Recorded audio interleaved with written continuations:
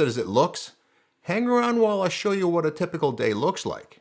For any wildlife photographer, the day starts early. Rather than rush out the door, I like a coffee to perk me up. Then it's a check of weather apps for weather conditions so I can dress appropriately, and the wind direction as large birds need the lift of the wind to take off. I also check the tides if I'm going near the ocean.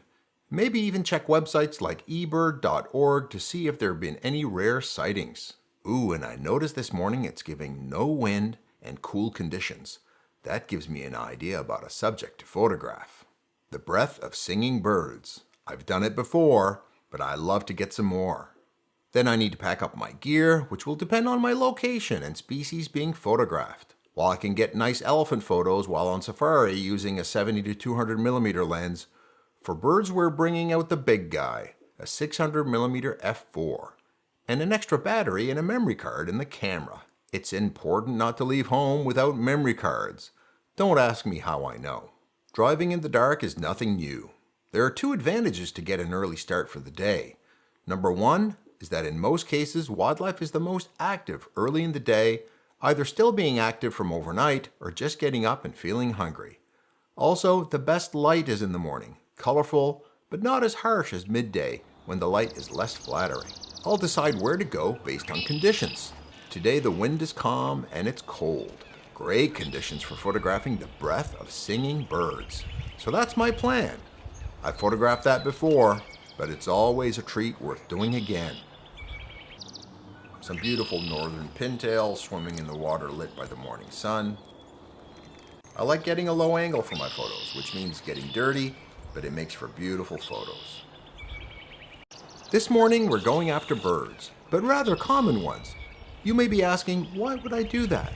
That's because one of my best tips for photographers is to stop always looking for exotic stuff and try to make art from the most common species around you. If you can't find uncommon subjects, take uncommon photos of the common ones. This time of year, the newly arrived migrants are at one of my favorite marshes and are singing away and displaying. But I'm here to capture the breath of singing birds, especially these red-winged blackbirds.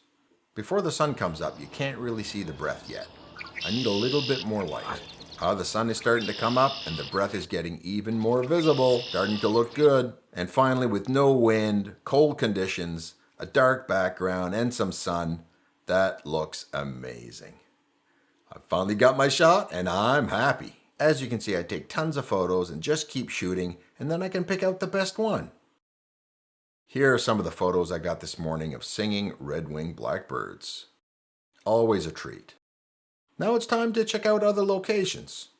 I found some tree swallows flying in and out of some nest boxes that have been... They're flying in and out and getting together in pairs. This gives me an idea. I can try to get some photos of these tree swallows as they're coming into land. I gotta get my shutter speed up to freeze the fast action, and as they come in, I shoot in bursts and try to get as many photos as I can. They're coming in with nesting material and I get lots of interesting poses as they come into land into the nest box. By mid-morning, the light's gotten pretty harsh and it's time to go home. But I was able to come away with lots of great photos from the morning. Common grackles, mallards, tree swallows in different poses as they came into land. Lots of ducks, geese, and of course, singing red-winged blackbirds. Now it's time for the drive home and to plan for the rest of my day. When I get home, I try to do a few things systematically so as to not miss any steps.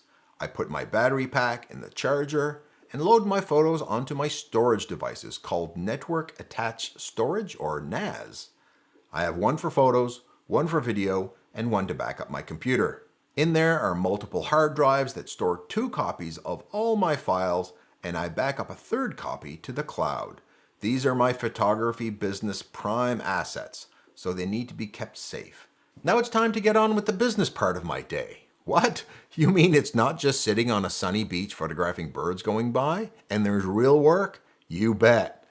While I don't post on social media every day, it's nice to stay active on there. So here I'll pick one of my favorite shots of the morning, give it a quick processing to look good,